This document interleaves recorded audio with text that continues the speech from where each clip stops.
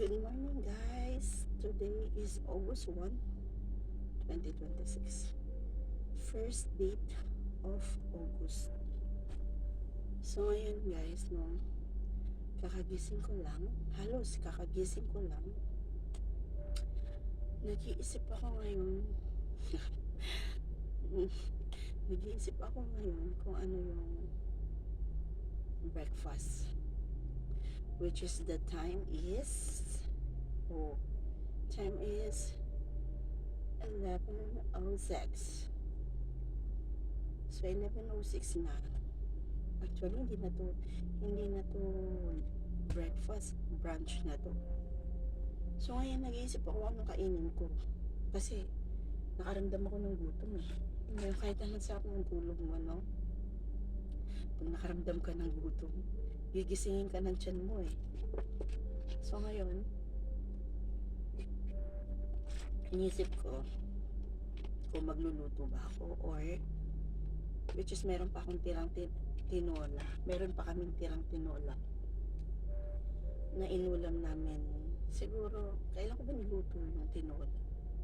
Nung last 2 days na ng gabi, yung nasa video ko, yung nasa vlogs ko, nagluto ako ng tinola. Yun guys. So, inulam namin nung nag-dinner kami nung the same time na niluto ko siya. Dinner namin. Tapos, nilunch ko ano ba yan? Nilunch ko din kasi hindi ako pumasok, di ba? Tapos, inulam din namin kagabi. So, may natira pang siguro mga 3 hiwang manok. So, feeling ko parang maubos na, no? Kasi ayoko magsayang ng pagkain. Sayang naman, nga lang naman itapon natin, di ba? Hindi naman tayo mayaman. Huwag ganun. Kainin natin yun. Kahit 3 hiwa lang yun, guys. Tapos isang katerbang kanin. Uy, paldo. Pwede na yun sa akin. Tsaka meron pa naman ako, kasi kaninang umaga, guys, nagluto ako ng pambaon. Kasama ko. Nagluto ko siya ng pambaon. So may natirang mga siguro 2 hiwang chicken strip. So yun, baon ng kaibigan ko. So may natirang siguro mga 2 hiwa. So okay na yun. Ngayon, ang plano ko para mamaya, no, i-video ko yun, guys. Magluluto ako ng, kasi iniisip ko, guys, kung bababa ako, bibili ako ng isda kasi napakainit, tinatamad talaga ako. Kung bibili ba ako ng isda, plano ko kasi sana, parang gusto kong humigop ng yung masim-masim ba, sinigang na bangus, yung gano'n. Iniisip ko kung bababa ako mamaya or tatamarin ako. Lagi naman akong tamad eh pag nandito na ako sa bahay, lalo na pag day off, tamad ako talaga. Hindi mo kung madalang lang ako swertihin, ay madalang lang talaga akong sumpungin ng sipag. Halos ano talaga yan, tamad ako. So iniisip ko kung bababa ako, bibili ako isda, magsisigang kami. Or meron akong yung pinanglaho ko kasi nung yung natira, nagpakulo kasi ako ng atay at balon-balunan. Nung nagtinola ako, sinamutan ko ng atay at balon-balunan. So nagtira ako ng konti pang sahog ko sa pansit. Kasi gusto kong magpansit. Baka yun na lang din yung gawin naming ulam. Pansit ulam. Which is literal siyang pansit talaga. Siyempre dahil makanin ako, lalagyan ko na lang ng kanin, okay na yun sa akin. Tapos maraming gulay. Pero parang yun yung plano ko. Or kung hindi naman, lulutuin ko yun ng Sunday, ng gabi, para Monday pang baon namin, pang breakfast pa. Tapos another yung pang lunch namin. Ganun. Kasi mostly kasi nagluluto talaga kami ng marami. Dalawang putahe. Sometimes, pag may ilulutuin, no, nagluluto kami ng 2 klase. Like pang breakfast or pang breakfast and pang lunch. Ng mga 5 days yun, guys. 5 days. 5 days namin. Magluluto kami ng Sunday. 2 klase. 5 days na namin yung babaunin. Kasi hanggang Friday lang ang pasok namin. Saturday, Sunday. day off na. So 5 days namin yung binabaon. Ngayon pagka yung syempre pag naumay na kami, so nag-a-add na lang kami ng kung ano yung maisip namin sa hapunan. For example, ang tinola, nagluto ako ng marami pang 5 days yun na baon lang yun guys. Kakainin lang namin ng tuwing baon sa work lang. Tapos pag dinner, magluluto lang kami kunyari sardinas, yung ganun lang, nalagyan mo ng gulay o ganun. O kaya indomie, tapos sunny side up egg, okay na kami doon pang dinner para hindi naman masyadong umay kasi lunch mo na nga yung tinola tapos dinner mo pa tapos bukas lunch mo ulit tapos syempre yun yung niluluto namin ng Sunday pang ano lang yun, pang baon lang sa lunch. Ngayon kapag nagkunyari nagluto ako ng pansit, nagluto ng pansit ng Sunday, pang breakfast naman yun sa umaga ng 5 days or lalagyan. Minsan, mag-alternate kami. Hindi kami magpapansit ngayon. Magpapalaman lang kami ng tinapay na may itlog, yung gano'n. Yung ginagawa namin. Para hindi na masyadong hassle sa oras. Yung gigising ka pa, magluluto ka pa, yung gano'n. At least yun, sasando ka na lang, maglalagay ka na lang talaga sa baunan mo. Pero, syempre, isi-safety mo yun nang hindi mapanis. Kasi, 5 araw mo yung kakainin sa work mo. Tapos, pag uwi sa bahay, sa dinner naman, iba naman yung ulam namin. For example, napadaan ako sa mall, sa baba, kasi meron dyan nabibili ng nakapak na isda. Like, mga sais lang, gano'n. So, minsan bibili mo, prito mo lang, tapos samutan mo lang ng mga ilang pirasong talong, okay na yun. Pang dinner, edi, at least hindi ka na umay, di ba? Ganun yung ginagawa namin. Para nakakatipid kami. Tapos, basta merong bigas lagi dyan. Yung lagayan namin ng bigas, dapat yun laging puno. Kasi, para sa akin, kahit, yun yung natutunan ko sa parents ko, na di baling wala kang ulam basta yung lagayan mo ng bigas guys laging puno dapat yun at saka huwag nyo iisipin na porket solo lang ako hindi na kailangan ng ganun, no, lagi nyo pa rin bitbitin nyo pa rin yan para kahit pa paano may konting swerte pa rin, hindi man dito sa Pilipinas, kahit sa mga anak ko yun yung sinasabi ko pag nagpadala ako, yun yung number 1 nilang bilhin, bigas talaga para if ever man bumagyo, alam mo yun, minsan ang lakas ng bagyo, diba, nagkakaroon ng pagbaha, at least kako yun, may bigas kayo, kahit buhusan mo lang yun ng toyo, or ano, pwede ka na, toyo, kasi nung bata kami guys, pag wala kaming ulam, alam mo yun,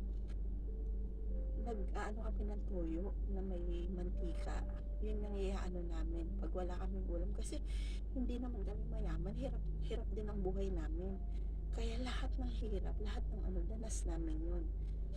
Tsaka yung nanay ko nun guys, di ba wala kang ulam basta yung bigasan mo puno yan. Minsan dahil tsaka probinsya kami, no, ang paborito ko pa nun dati pag yung lolo ko nagaganon sa ano sa kalabaw namin, naggagatas-gatas ng ganon guys, pang ulam ko na yun, sa bagong sinaing, tapos ilagay mo yun, actually kapampangan ako ang bulame, tapos di na may asin, produce ko kanyaman, ito yung aming miss ko, magkapampangan tayo, no? Ito yung aming miss ko, kaya probinsyami, yung malati ko pa, iya po ko istong may kayang gatas, may gatas siya, tapos baka maranon, syempre mag-aral ko, itamoy nga bulak kaya nasi ko, almusal guys, tapos lagyan kong asin, okay na sa akin, ang sarap na ng kain ko, ewan ko bakit napakasarap ng mga panahon na yun, pero ngayon gawin ko yun, hindi ko na kaya, hindi ko siya malanong, hindi ko alam bakit. Siguro dahil syempre bata pa tayo, ano pa tayo sa gatas, no? Kaya siguro okay na. Tsaka nung bata din ako guys, iyapo kong babae. Isang babagyo, mga anak baglaretang bunga na ning bayabas or manggang malulot net inggawan ko kanta mamulan ko keluan mamulot ko ang mga balduga bayabas ampong kay ampong mangga kay guys tiltang bayabas sa malulot tiltil ken mo ken toyo ita ampong tingkong nase ulam ko ni grabe na alam mo nga nung bata ka pag yung mga ganong buhay parang sa isip mo parang sa pakiramdam mo parang napaka kawawa nyo no parang napaka kawawa nyo tapos napakahirap ng buhay nyo yung gano'n tapos nagluluto yung mga tita mo dun sa lutuan na yung kahoy tapos hipan-hipan ng gano'n no para bang yung napakahirap ng pakiramdam mo no ang hirap ng buhay mo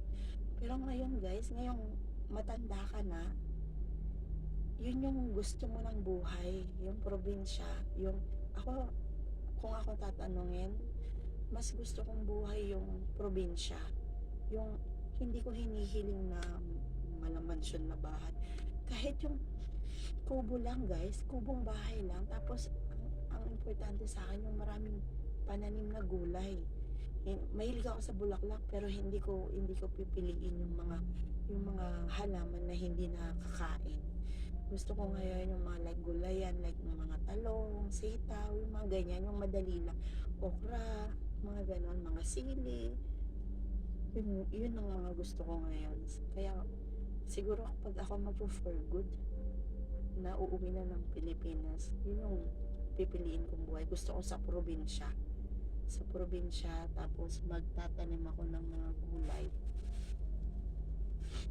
gulay yung mga nakakain alam mo yung pagising mo sa umaga pitas-pitas ka ng kung ano yung available sa garden mo no pitas-pitas ka yun yung breakfast mo ang sarap tapos tamang kape-kape ka ano mo yun ang sarap ng ganun yun yung gusto ko dati nung bata ako hindi pa ako masyadong maisip talaga feeling ko parang napakakawawa namin alam mo yun parang ang hirap ng buhay namin tapos ang ulam namin ganito lang laging gulay yung pitas sa ano lang minsan kasi may palayan kami pagka nag-ani ng palayan tapos yung bahay nagtitinda may tanim silang mga gulayan tinitinda nila minsan magbibigay sila sa amin ng mga sitaw ganon feeling ko sabi ko parang laging ganon yung buhay namin umiikot na lang sa ganyan parang feeling mo ang kawawa nyo ang hirap-hirap nyo pero ngayon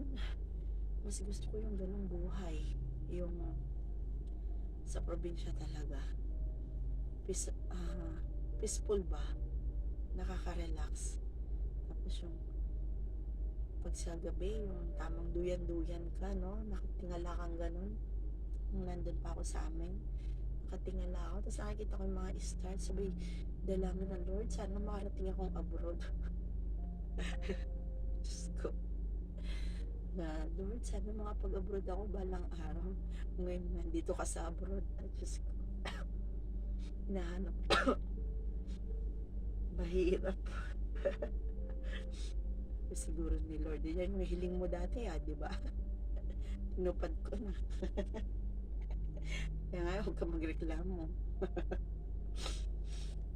ganun ako dati nun tamanduyan lagi ko nadasal na sana malilit yung mga anak ko na sana Lord makapag-abroad ako sana Lord makasakay ako ng aeroplano ganun pa no mga ganung dasal-dasal pa tapos ngayon nasa abroad ka na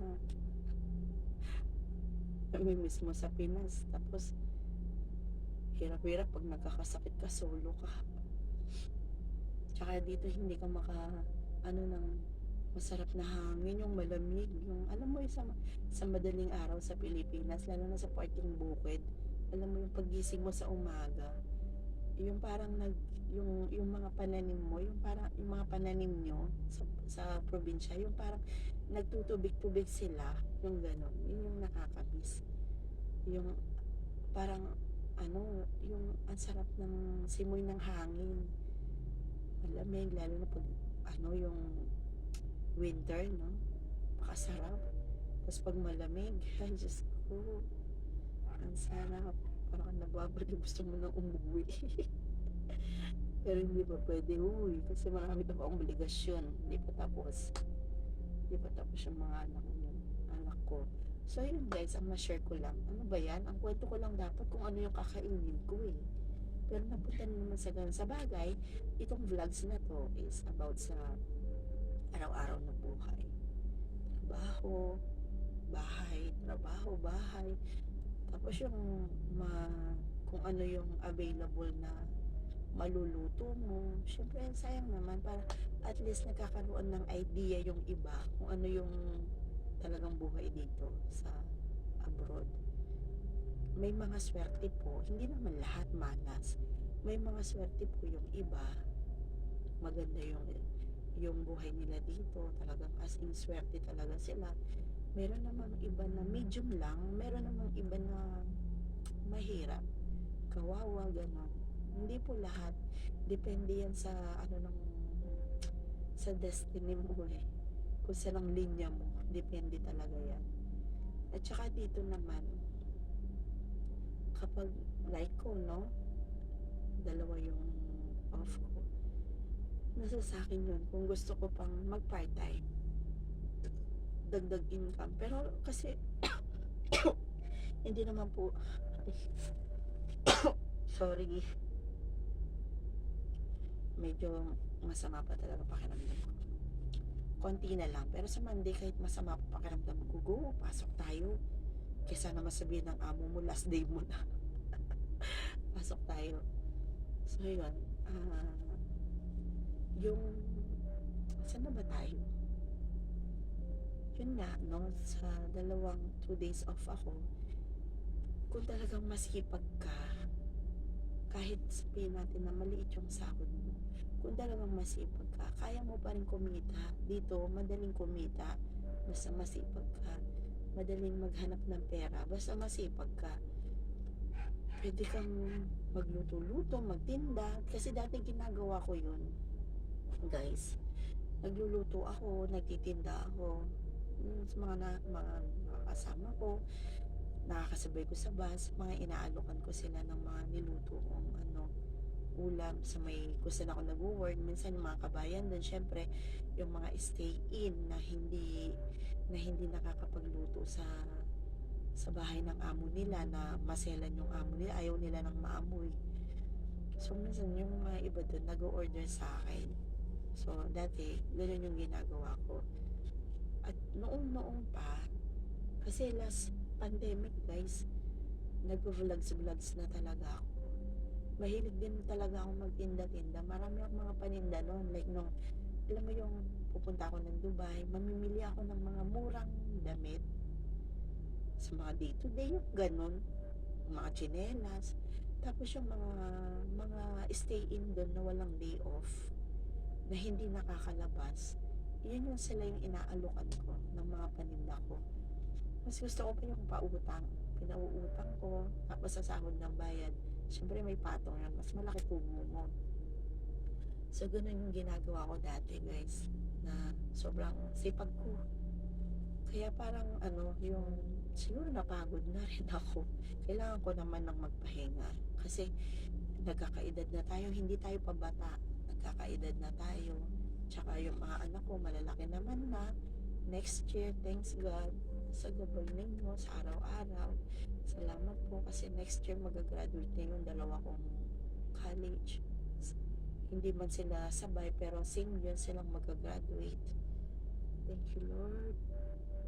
Alam nyo guys, ako lang yung mag-isang nag-support sa mga anak ko. Thank you Lord talaga. Ang dami kong pinagdaanan dito, sobra. Dati sa agency ako na ilang beses ako nagbalik-balik na hindi ko matapos-tapos yung kontrata ko. Sobrang dami kong pinagdaanan dito. As in, sobra talaga. Alam mo yun, parang pinagtibay na lang ako ng panahon dito. Dati takot akong pagka alam mong tama ka, takot kang magsalita kasi syempre kalaban mo lokal, eh, yung takot ka. tahimik ka, oo ka na lang kahit hindi mo kasalanan, okay sige kasalanan ko na, wala na lang maraming usapan. Ganun dati ako guys, sobra talaga na ang dami kong pinagdaanan dito na siguro dati kasi sa agency ako eh, yung sa bahay, trabahong bahay, maraming kwento. Ang daming kwento guys, hindi ko na sisimulan para wala na lang madawit ng mga ibang pangalan. Maraming kwento talaga kasi nagpunta ako dito dati, gastos ng tatay ko. Hindi ako pumasok ng agency. Nag-visit ako dito. Pero dahil sa daming panluloko nangyari sa mga taong tumulong, hindi ko na po sila babanggitin. Baka mapanood nila tong video na ito. Nag-i-start na naman tayo mag-vlog, no? Para wala namang issue, which is part of the family pa rin sila. So yun. Kaya ang kinabagsakan na dapat ang plano is maghahanap ng trabaho sa labas, like mga sa restaurant, kasi mahilig talaga akong magluto-luto, alam mo yun, may konting napag-aralan about sa mga cuisine, yung mga ganon. So yun, hanggang sa nagkaedad na lang, nag-start sa bahay, hanggang ngayon sa bahay pa rin. Pero naging caregiver naman ako, nagkaroon naman ako ng experience doon. Pwede ba akong suminga? Sorry guys ha. Sorry. Sorry guys. So yun no. Guys, pasensya na kayo ha. Totoo lang, magpakatotoo lang. Sipuning bata. So yun, maraming kwento talaga guys. Yun nga, dapat ganun ang plano dahil sa mga dahil naloko. So ngayon, napunta sa bahay. Tumanda na sa bahay. Iba't ibang bahay guys, hindi yung isang bahay lang. Hanggang sa nagkatar ako dahil gusto ko naman ma-experience yung Qatar kung anong pagkakaiba nun dito. Same lang din pala. Mas mahigpit pa nung time na yon. Parang style siyang Saudi. Sabi ko, hindi ko gusto kasi dito kahit paano nakakalabas-labas ako nung nandito ako. Sabi ko gano'n nung nasa Qatar ako. Sabi ko nung nasa Dubai ako kahit paano pag day off ko. Tsaka may day off ako. Sabi ko nakakalabas-labas ako, nakakapunta ako sa set ako ng pera sa mga anak ko. Bakit ka ako dito? Magsisend ka na lang ng pera, may oras pa. Kunyari 20 minutes ka lang, 30 minutes ka lang. Sabi ko, ang hirap. Sabi ko gano'n. Tapos, yung amo ko pa, napakahigpit. Alam mo yung itlog na lang, guys, binibilang. Binibilang niya pa kung ilan yung nabawasan. Sabi ko, kaya ko to. Iniisip ko na lang lagi nung mga panahon na yung mga anak ko. Magtitiis ako para sa dalawang anak ko. Para to sa kanila. Sabi ko, kaya ko to. Bilang magulang, syempre, kailangan nating maging matatag. Naiiyak ako. Kung naalala ko yun. Kailangan nating maging matatag kasi single parent tayo. Dapat malakas tayo sa harap ng mga anak natin. Kasi pagka yung hindi ka malakas, yung mga anak mo manghihinatin. Ano ba yan? Ang kwento lang dapat kung anong uulamin eh. So yun, naalala ko na naman kasi ilang years na rin ako dito. Umalis ako. Malilit pa yung mga anak ko hanggang ngayon. Siguro nagbakasyon lang ako, 1 week lang. Hindi ko pa sila na-enjoy na makasama sa higaan na nakabanding. Kasi kailangan kong, dahil single parent ako guys, nag-stay ako sa Pilipinas. Actually, yung sa Qatar ko nun, hindi ko siya natapos eh. Gawa nung nung amo ko. Yung, alam mo yung buwis buhay na. Yung hindi mo na talaga kaya. Kaya mong magtiis sa trabaho, kahit gano'ng kadami ang trabaho. Tayong mga Pilipino, kaya nating tiisin ang trabaho, ang pagod, kahit gaano yan kahirap. Pero yung pakikitungo sa atin, at saka yung yung trato sa atin. Yun yung hindi natin kayang tiisin. Kaya nung time na yun, ang ginawa ko, bumalik ako ng Pilipinas na hindi ko natapos yung kontrata ko. Siyempre nung time na yun guys, ang iuwi mo lang, yung sahod mo lang. Wala kang ipon as in. Kasi nga puro ka padala sa mga anak mo dahil pinoprovide mo. Kasi iniisip mo, 2 years pa naman ang kontrata ko dito. So, okay lang yung 1 year, padala lahat sa mga anak mo. Pangangailangan nila, gano'n. Tapos nung pag-uwi ko sa Pinas, wala akong ipon, yung sahod ko lang. Alam mo yung sabi ko, hindi ako pwede mag-stay dito ng matagal. Kasi, paano next month? Paano yung mga anak next month? Noong time na yun, baka nagkataong bakasyon. So, medyo nakaluwag-luwag pa ng paghinga. Magpapasokan na guys. Siyempre, malilit pa yung mga anak ko noon. Bibilan mo ng, kahit pa paano may bayad ng enrollment. Bibilan mo ng mga gamit sa school uniform. Nung mga time na yung pamahal ng bilihin. So sabi ko, hindi ako pwede mag-stay dito. Tapos pagkain pa, syempre. Pagkain pa, pamasahe pa, papuntang school. Tapos yung mga bills mo pa, like ng tubig, ilaw, yung mga ganun, internet. So sabi ko, hindi ako pwede mag-stay dito. Kailangan ako makagawa ng paraan. So, nag-apply ako agency. Yung mabilisan lang, ewan ko kung yung iba siguro naranasan yun. Yung 1 week lang or 2 weeks lang, punta ka na dito. Yung hindi ka dadaan ng OWA, o hindi ka dadaan ng mga ganyan. Wala kang dadaanan. Basta, titimbrehan ka lang kung anong gagawin mo. May susundo sa'yo sa bahay na una pala, kukontakin mo yung agency dito. Sila na bahala mag-ano ng visa mo, basta send mo yung passport mo, gano'n. Basta yung gano'n, yung mabilisan 1 week. Hindi ko na i-share para wala nang nai-involve. Kasi which is hindi naman yung purpose natin yun nga. So 1 week lang or 2 weeks after ng medical ko sa Pilipinas, kasi yun yung hiniling sa akin. Medical daw ako doon. So ginastusan ko yung medical. Magkano lang naman yung time na yun? Siguro mga 800 or 700. So pagkasend ko ng medical, pagkalabas ng resulta ng medical, fit to work siya, sinend ko sa kanila. After nun guys, siguro 2 weeks lang, aalis na ako. Ang bilis. Kasi wala nang, di katulad yung dadaan ka pa sa mga, yung talagang, siguro to illegal or, hindi ko alam. Kasi pag legal, dadaan ka pa sa mga So yun, hanggang sa nakaalis ako, nakarating ako dito. Doon na nag-start yung magtatrabaho ka ng bahay. Dito, doon na siya nag-start na pero nung time na yun, may mga experience na ako. Na about sa Arabic. Kasi dati na ako nagtrabaho dito, tapos nagkatar ako. Tapos balik ulit dito kasi nga dahil mahirap buhay sa Pinas, no? Provider tayo ng mga anak natin, sa atin umaasa. Ang sakit naman na pakinggan or maramdaman na kailangan ko ng ganito, kailangan ko ng ganito, tapos wala akong maibigay.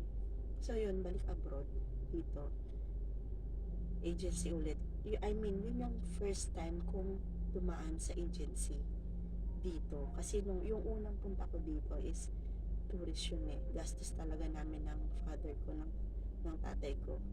So sad ngayon yung tatay ko wala na, matagal na. So yun yung unang punta ko dito na dumaan ako ng agency, na pagdating mo dito, didiretso ka muna ng agency, tapos parang may showroom, maghahanap sila ng employer mo na magbi-visa sa'yo para mag-continuous ka. So ganun guys, kaya kwento ko lang kung bakit ako tumagal dito, no? Nung unang punta ko sa amo ko na yun, nung nalaman nilang marunong ako magluto, ganyan, kinuha ako ng sponsor na to, local. Halos local lahat yung mga client. So yan, nalaman nilang marunong magluto, okay. Tsaka bata-bata pa ako nung mga time na yun siguro nasa ako nun, 28, 29, mga ganon. Bata-bata pa ako nun guys. Dito na ako tumanda. Diyos ko Lord. So yun, hanggang sa gusto ka na nga mo na yun kasi marunong ka magluto. Punta ka ngayon, dinala ka sa bahay niya. Sa una, trial ka pa ng mga 1 week. Okay naman yung pakikitungo ng mga amo. Okay naman.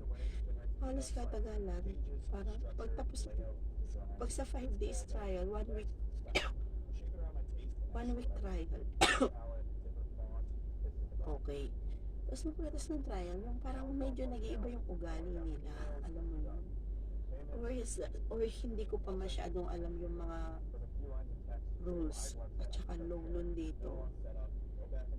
Dahil noong time na yun, hindi naman sila nagbibigay ng mga uniform eh. Or minsan, may mga nagbibigay ng uniform, pero mas malaki pa sa'yo. Alam mo yung parang hindi mo size na napakalaki. So, ang gagawin ko, syempre, hirap gumalaw. Ang laki ng damit mo. Ang gagawin ko, guys, dadamit ako ng normal natin, t-shirt. Ayaw na mga amo yung gano'n. Minsan doon na sila or minsan wala ka namang ginagawa na pag-iinitan ka nila, yung lagi silang galit sa'yo, ginagawa mo naman lahat ng gusto nila. Or minsan naman pagdadamutan ka, mga iba't ibang ugali, parang Pilipino din naman, iba't ibang ugali, ibang pakikitungo nila sa'yo. Syempre guys, tayo nga, gaya ng sinabi ko, tayong mga Pilipino, kaya nating tiisin yung trabaho kahit gano'n pa yan kadami, kahit pagod, kaya nating tiisin yan. Basta alam natin na sumasahod tayo ng maayos. Ang hindi lang natin kayang tiisin, yung trato, yung pakikitungo nila sa atin, di ba? Kasi kung iba na yung pakikitungo sa'yo, guys, sa dalawang taong mong kontrata, matitiis mo yung ganon na lagi na lang na gano'n ang trato sa'yo na hindi maganda. Syempre hindi. Kaya nga tayo may agency eh. Kaya nun, balik na naman ako agency. Tinanong ako ng agency, bakit anong problema? Kasi ganito ka ako, ganyan. Hanap-hanap na naman ako. Tapos, iba na naman ang ugali ng amo. Balik na naman sa agency.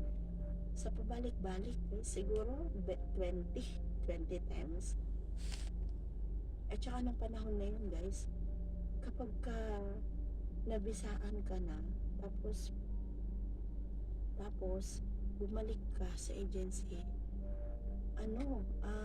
another back to zero ka na naman, kakancel ka ng sponsor mo, tapos yung agency, hanapan ka na naman ng panibagong mag-sponsor sa'yo, back to zero ka na naman.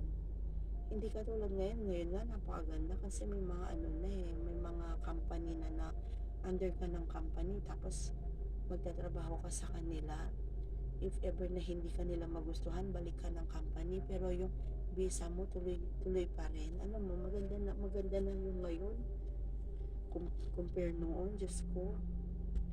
So yun guys, balik tayo sa kakainin mamaya. Pag nagluto ako ng pansit, pansit na yummy